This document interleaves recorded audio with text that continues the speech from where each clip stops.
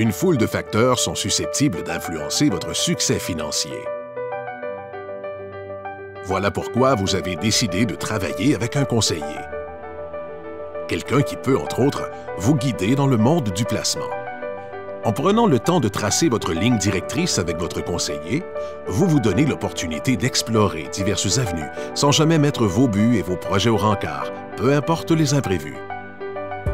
Mais savez-vous comment est rémunéré votre conseiller pour les services qu'il offre? Lorsque vous investissez dans un fonds commun de placement, votre argent se met immédiatement au travail pour vous.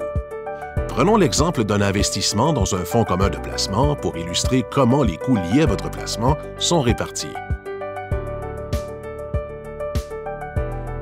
Les coûts annuels de votre fonds commun de placement sont calculés sous forme de pourcentage de votre placement total. Ce taux varie selon le produit, mais supposons au fin de cet exemple que vous investissiez 10 000 $ dans un fonds commun de placement. Avec des frais de 2,43 % annuellement, les coûts pour la première année seraient de 243 $ au total. Un peu plus de la moitié de ce montant couvre la gestion professionnelle et l'administration du fonds et les taxes. Le montant résiduel représente le coût des conseils et est transmis à la maison de courtage à laquelle votre conseiller est affilié, c'est-à-dire MICA. La partie revenant à la maison de courtage sert à payer les frais d'administration de même que les coûts liés à la conformité et à la surveillance, comprenant le service de première ligne auprès de votre conseiller.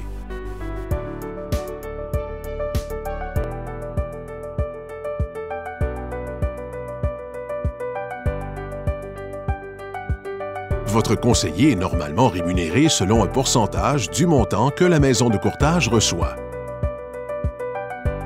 La partie des coûts versés par MICA à votre conseiller sert à couvrir l'ensemble des services qu'il offre pour vous aider à atteindre, voire même dépasser vos objectifs financiers.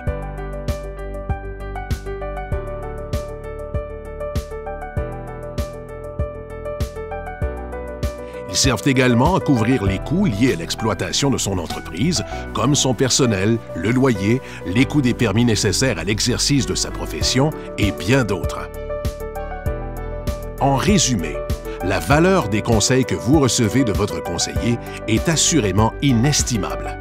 Peu importe la façon dont il est rémunéré, il est important que vous compreniez les services que votre conseiller vous fournit et les coûts qui leur sont associés.